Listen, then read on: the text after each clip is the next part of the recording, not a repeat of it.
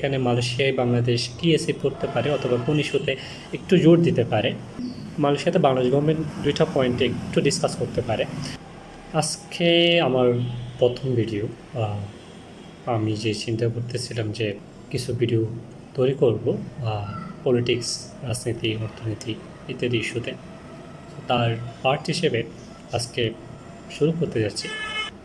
So আজকে আমি যেটা নিয়ে কথা বলতে চাই সেটা হলো যে আমরা সকলেই জানি আমাদের মাননীয় প্রধানমন্ত্রী তারেক রহমান বিদেশ সফরে আছেন।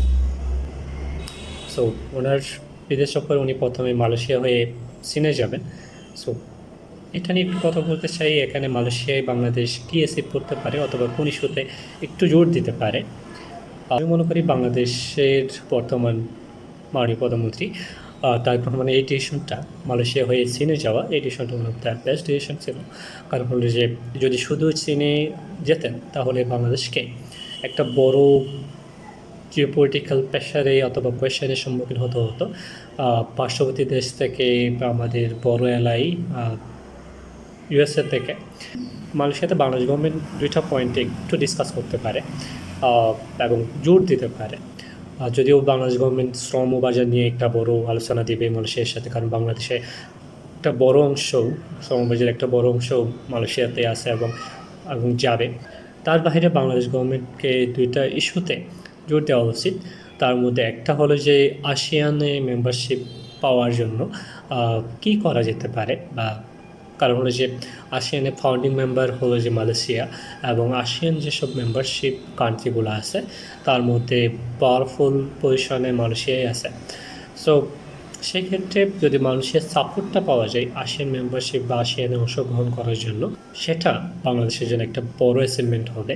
সেটা অর্জনের জন্য বাংলাদেশ গভর্নমেন্টকে যত বেশি জোর দেওয়া যায়, যত বেশি সহযোগিতা আশ্বাস নিয়ে আসা যায়, সেটা বাংলাদেশের জন্য একটা বড় বেনিফিট হবে। কারণ আসিয়ান মেম্বারশিপটা বাংলাদেশের অর্থনীতি, ভূ রাজনীতিক, জিওপলিটিক্সের কথা বলতেছি, দেন শ্রমবাজার এবং নিজস্ব অবস্থান, এই কয়েকটা ইস্যুতে অনেক বেশি গুরুত্বপূর্ণ মেম্বারশিপটা পাওয়া। বাংলাদেশ গভর্নমেন্টের আরেকটা ইস্যুতে জোর দেওয়া উচিত, সেটা হচ্ছে রোহিঙ্গা ইস্যু। কারণ বাংলাদেশে ভবিষ্যতে রোহিঙ্গা ইস্যুটা একটা বড় মাথাব্যথার কারণ হয়ে দাঁড়াবে যদি বাংলাদেশ যত তাড়াতাড়ি সম্ভব তাদেরকে নিজ দেশে ফেরত না পাঠাতে পারে।